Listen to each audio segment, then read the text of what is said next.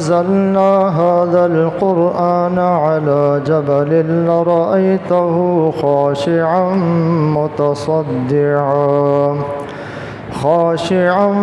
متصدعا من خشية الله وتلك الأمثال نضربها للناس لعلهم يتفكرون۔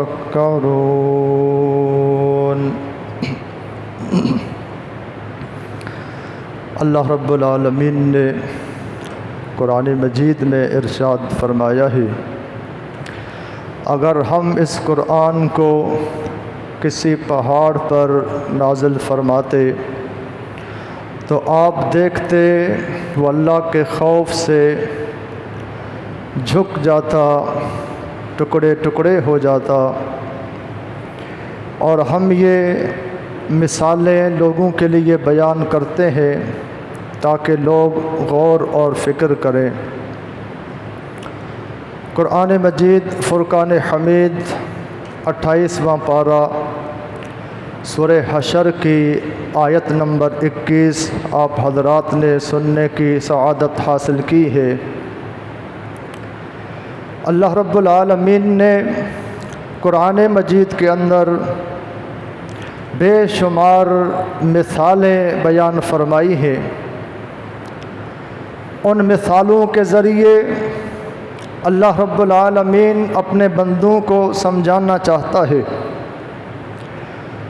ان مثالوں کو پڑھ کر، سن کر، غور فکر کر کے لوگ اللہ پر ایمان لے آئیں اور اللہ تعالیٰ کی توحید کو اپنائیں اور شرک سے اپنے آپ کو بچائیں، اور وہ عقائد جو باطل عقائد ہیں ان سے اپنے آپ کو بچائیں۔ آج آپ کے سامنے قرآن مجید کا ایک واقعہ جناب سلیمان علیہ السلام کی زندگی کا، ان کے ساتھ جو ہدہد پرندے کا واقعہ پیش آیا تھا وہ آپ کے سامنے رکھا جائے گا، اس لیے کہ ہمیں اس قصے کے اندر، اس واقعے کے اندر بڑے اسباق ملیں گے اور اللہ تعالیٰ کی ذات گرامی کے حوالے سے ہمیں توحید کی اور عقیدے کی باتیں ملیں گی۔ تو وہ واقعہ بڑا عظیم الشان واقعہ ہے، جس ہدہد پرندے کے اس بیان کو، اس تقریر کو اللہ رب العالمین نے قرآن مجید کے حروف بنا دیا ہے، اور تا قیامت اس ہدہد کی تقریر کو اور اس کے بیان کو تلاوت کیا جائے گا، اس کو پڑھا جائے گا۔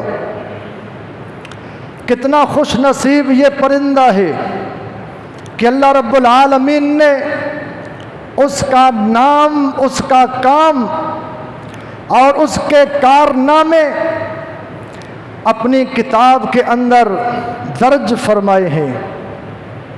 اور وہ پرندہ وقت کے عظیم نبی اور عظیم بادشاہ کے سامنے وہ اپنا بیان ریکارڈ کراتا ہے، اور جو اس نے قوم کی حالت کو دیکھا اس نے اپنی زبانی نبی کے سامنے بیان کیا ہے۔ ہدہد، اللہ اکبر، کیا اس کا مقام ہے اور کیا اس کی تعریف کی جائے۔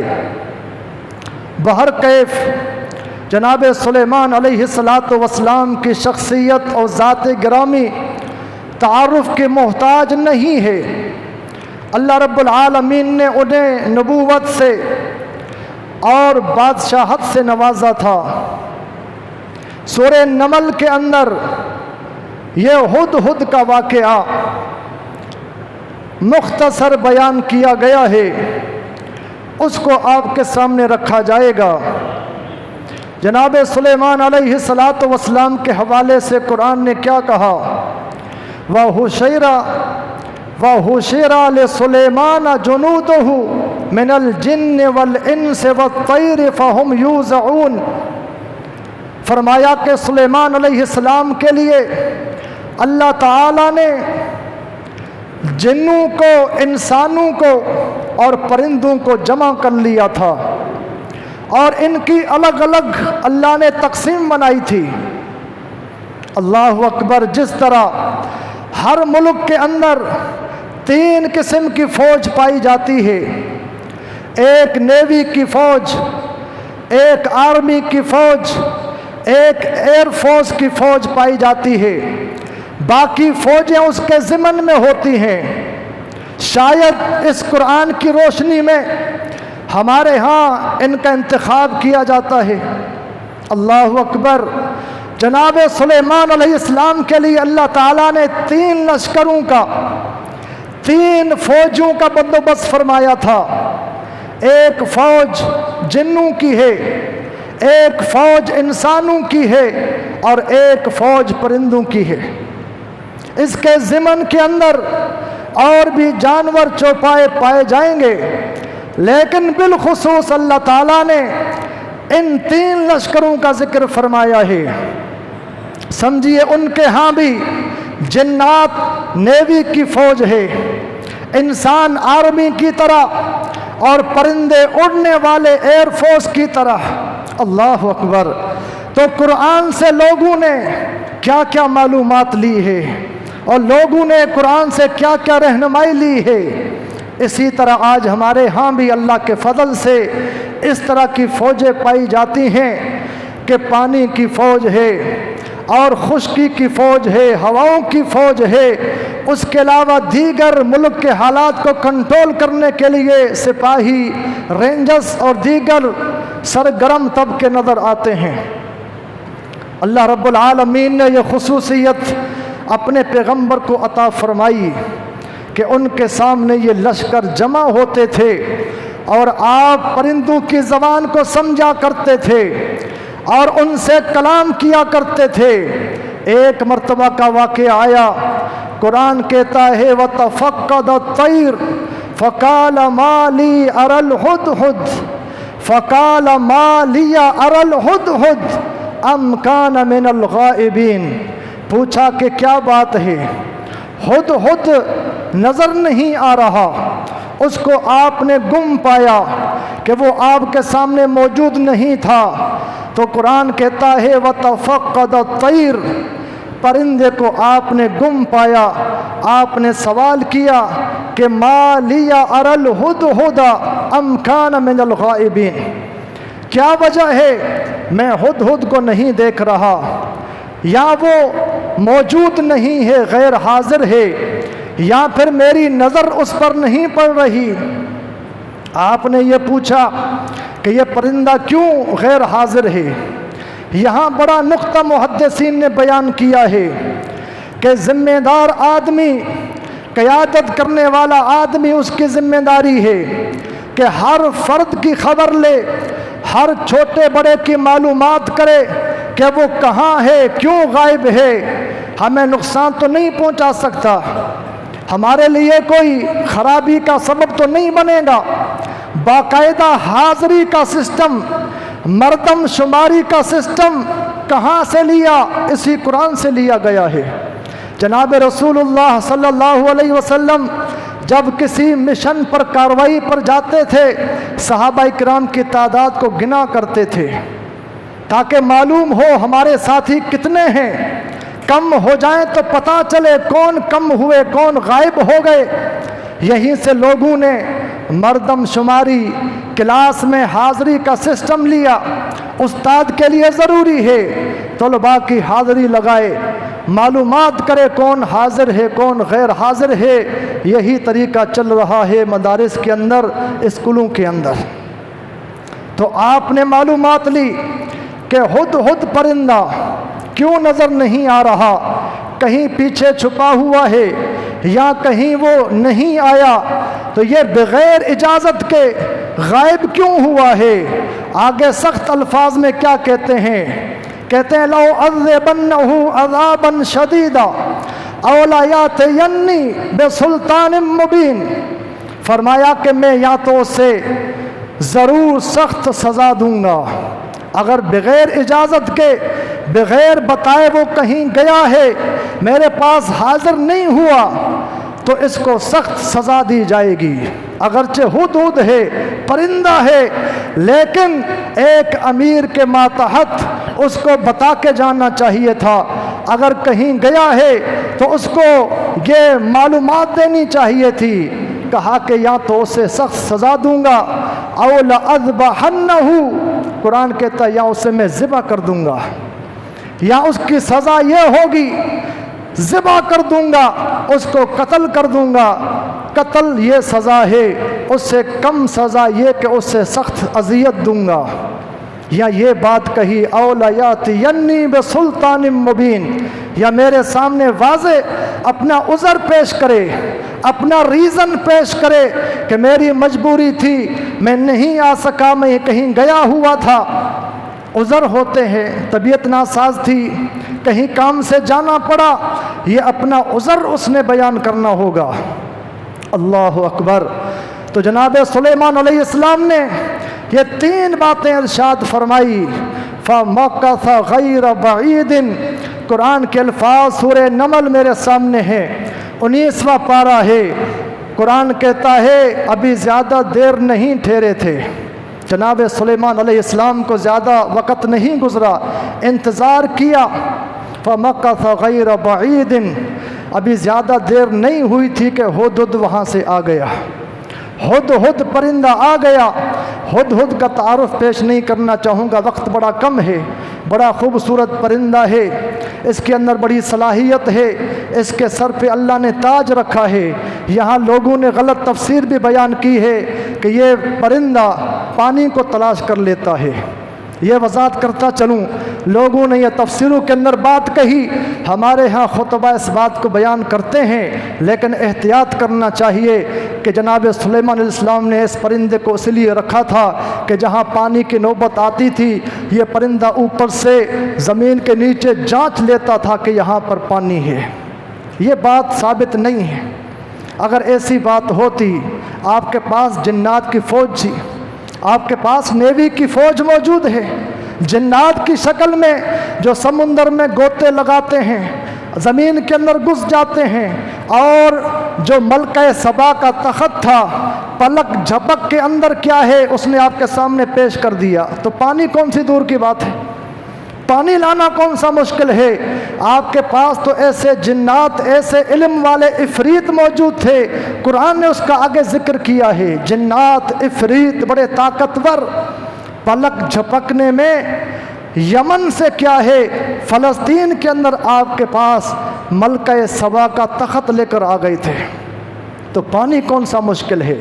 تو یہ لوگوں نے بات بہرحال بنائی ہے، بغیر دلیل کے ایسی بات نہیں کرنی چاہیے تھی کہ یہ پرندہ اوپر سے جہاں پانی ہو اس کی معلومات رکھتا ہے، یہ وجہ نہیں ہے، پر یہ کہ آپ کی فوج کا حصہ تھا، آپ کے لشکر کا حصہ تھا، آپ کی ذمہ داری تھی ہر فرد کی خبر لے، کس حال میں ہے، کیا کر رہا ہے، کہاں جا رہا ہے، اس لیے آپ نے اس کی معلومات لی۔ تو بہرحال وہ پرندہ آ گیا، اس نے آ کر کیا کہا، قال احطت بما لم تحط به خبرا، کہا کہ میں آپ کے پاس ایسی اہم خبر لایا ہوں جس کا آپ نے احاطہ نہیں کیا۔ پیغمبر کے سامنے، بادشاہ کے سامنے ہدہد پرندہ کیا کہتا ہے، کہا کہ میں آپ کے پاس ایسی خبر لایا ہوں بما لم تحط به خبرا، اس کا آپ کو علم نہیں ہے، آپ کو اس کا علم نہیں ہے۔ کس کو کہہ رہے ہیں؟ وقت کے بادشاہ کو، نبی کو کہا جا رہا ہے۔ ہمارے اگر یہ بات ہوتی تو گستاخ کے فتوے لگ جاتے، گستاخ کے فتوے لگ جاتے کہ نبی کے سامنے ایسی بات کہی جا رہی ہے، نبی کو علم نہیں، نبی نہیں جانتا اس کو کفر کے فتوے لگ جاتے، گستاخ کے فتوے لگ جاتے، لیکن یہاں پیغمبر خود موجود ہیں، پیغمبر کے سپاہی موجود ہیں، کوئی کچھ نہیں کر رہا کہ پیغمبر کی توہین ہے۔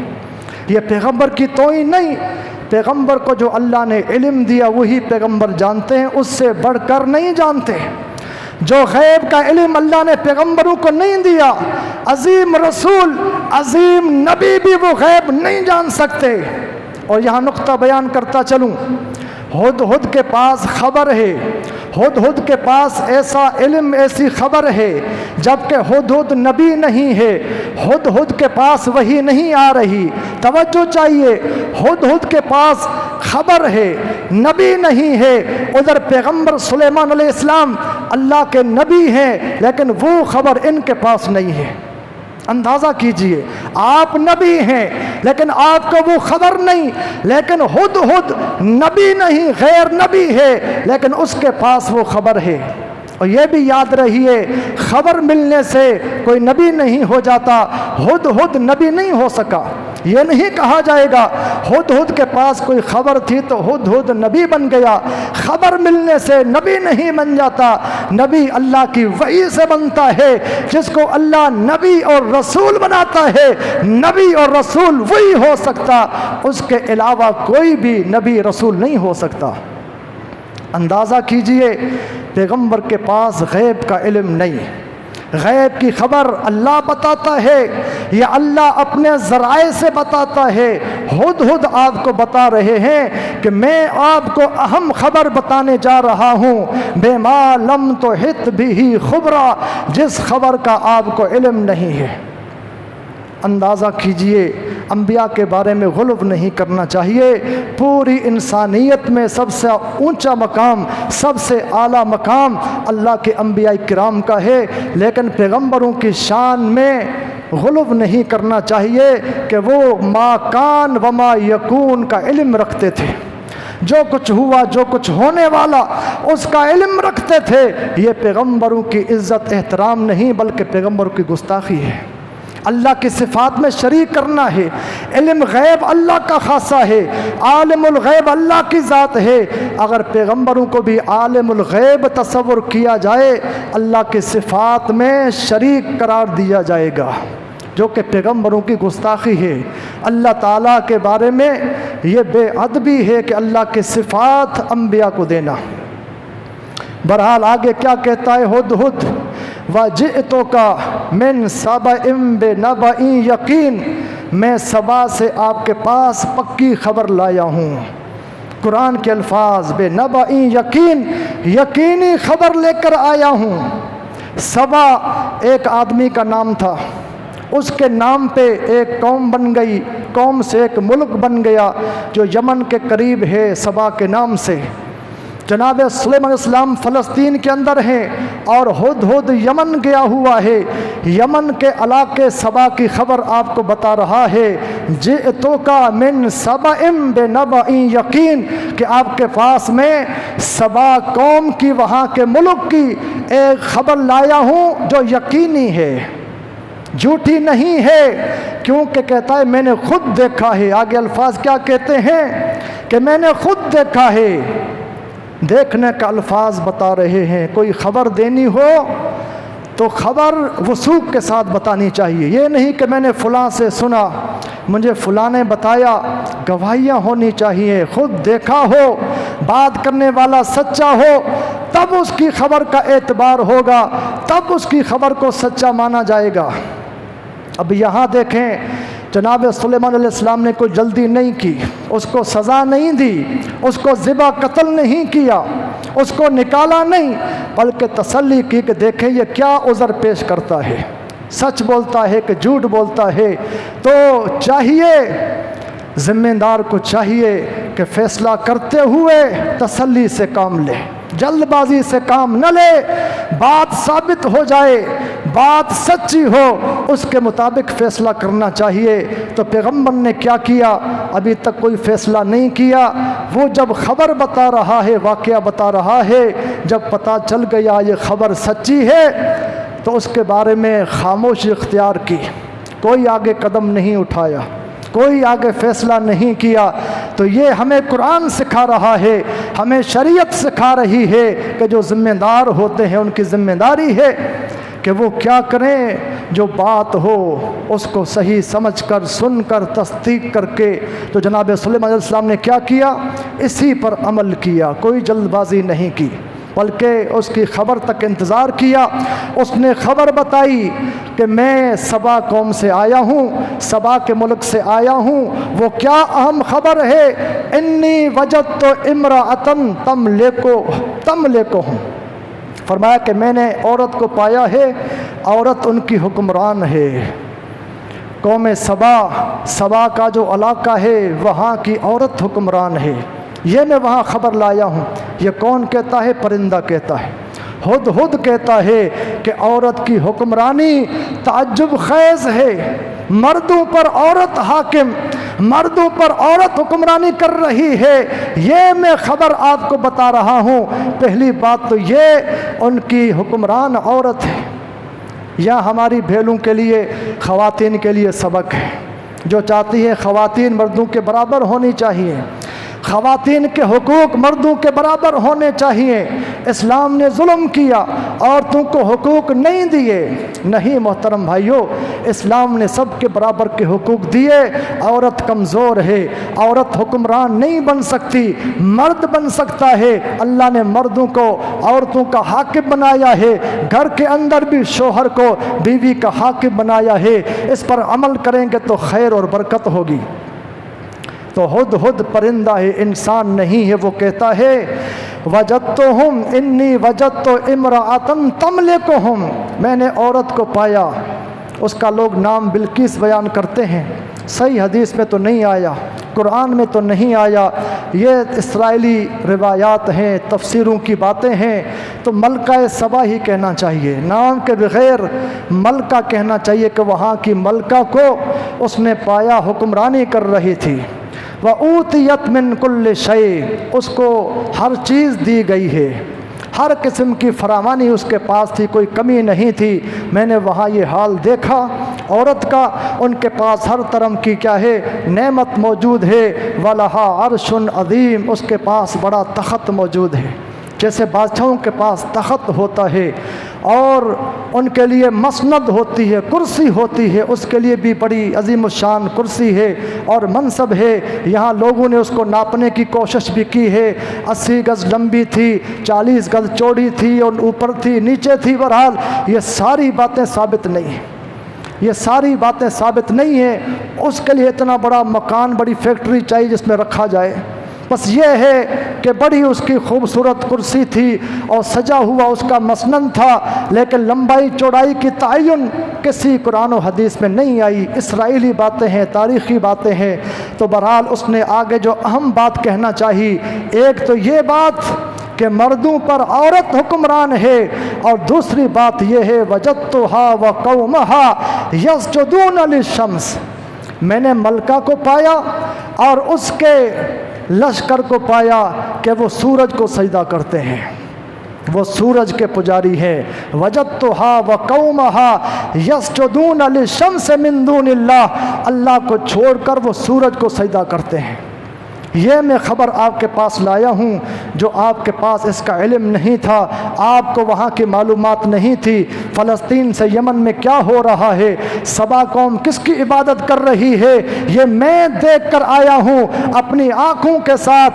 وجدتها، میں نے پایا ہے، میں نے دیکھا ہے، گارنٹی سے، ذمہ داری سے بات کر رہا ہے کہ میں یہ دیکھ کر آیا ہوں، یہ مشاہدہ میں نے کیا ہے کہ اللہ کو چھوڑ کر، خالق حقیقی کو چھوڑ کر، معبود حقیقی کو چھوڑ کر، سورج جو اللہ کے حکم کے تابع، جو مخلوق ہے، اللہ کے حکم سے چڑھتا ہے، اللہ کے حکم سے غروب ہوتا ہے، اللہ کا حکم ہوگا تو یہ مشرق سے نکلے گا، جب اللہ کا حکم ہوگا تو مغرب سے نکلے گا۔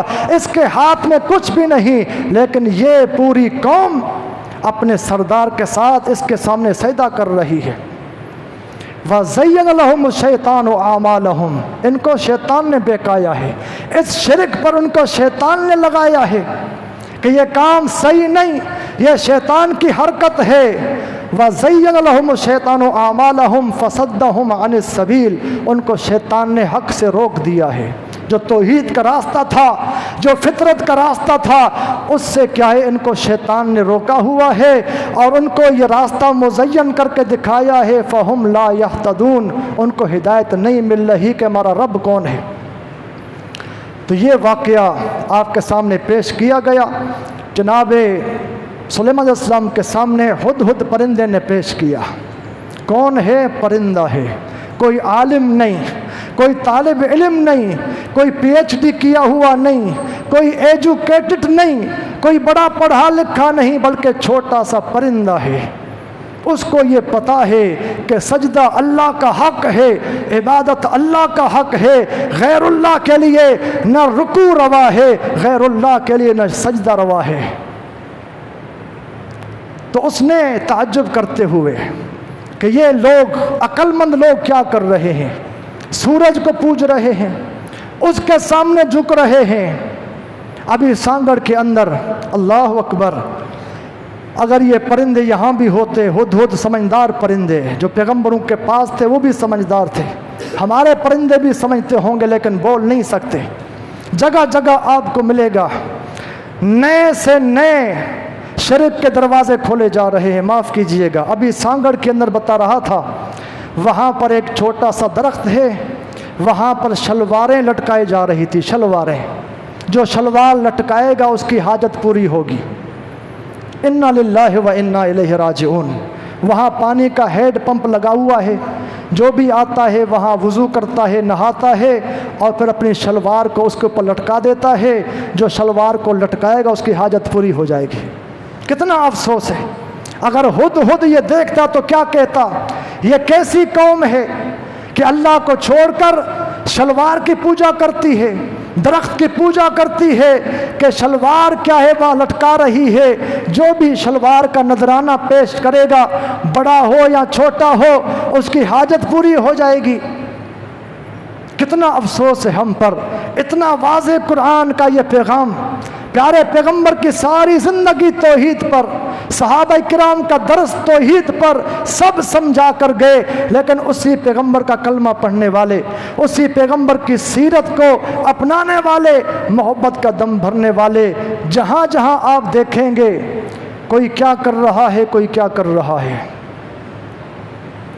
اب وہ کیا ہے، شلوار اوپر جو لٹکا دے گا، درخت پر ڈال دے گا، اس کی حاجت پوری ہو جائے گی۔ انا للہ و انا الیہ راجعون۔ جب حرم میں جاتے ہیں، اللہ سب کو لے جائے، حرم میں جاتے ہیں تو بڑی خوشی محسوس ہوتی ہے، یہاں دیکھتے ہیں بڑا غم ہوتا ہے۔ حرم کے کسی دروازے پر، بیت اللہ کے کسی دروازے پر آپ کو نہ پھول ملیں گے نہ پھولوں والا ملے گا۔ آپ جا کر سارے حرم کے دروازے چیک کر لیں، اللہ کی توفیق سے حرم کے باہر کسی دروازے پر نہ آپ کو پھول بیچنے والا ملے گا، نہ پھول چڑھانے والا ملے گا۔ اللہ نے اس گھر کو توحید پر قائم رکھا ہے اور قائم رکھے گا، لیکن ہمارے ہاں آپ دیکھیں جگہ جگہ آپ کو ایسی چیزیں ملیں گی جہاں باہر پھول والے اور پھول چڑھانے والے ہوں گے۔ اللہ نے اپنے گھر کو محفوظ رکھا ہے۔ بڑی خوشی ہوتی ہے کہ اللہ تعالیٰ نے اپنے گھر کو کیسے بچایا ہے، جو توحید کا مرکز ہے، جو توحید کا سبق دیتا ہے، وہاں اللہ نے اس کو محفوظ کیا ہوا۔ لیکن ہمارے ہاں جگہ جگہ پر جھوپڑیاں، چھوٹے چھوٹے کیا ہے مکان بنے ہوئے، اور وہاں پر اگربتیاں اور پھول آپ کو نظر آئیں گے۔ اللہ ہم سب کو بچائے، ہم سب دیکھ کر آئے ہیں، اللہ کا شکریہ ادا کرتے ہیں، اللہ نے ہمیں اس گمراہی سے نکالا۔ نہیں جانتے تھے یہ کیا چیز ہے، یہ کیا ہو رہا ہے، جب اللہ نے سمجھ دی تو اب رونا آتا ہے، افسوس ہوتا ہے۔ اللہ سے دعا کیجیے اللہ تعالیٰ ہم سب کی اصلاح فرمائے، اللہ ہمارے بھائیوں کی اصلاح فرمائے، اللہ ہمارے اس ملک پاکستان، ہمارے سندھ، کراچی، پنجاب، بلوچستان، صوبے سرحد، جگہ جگہ جہاں ہمارے بھائی موجود ہیں، اللہ تعالیٰ سب کو اسلام کی دین کی سمجھ عطا فرمائے۔ تو مختصر واقعہ میں نے بہرحال بیان کر دیا۔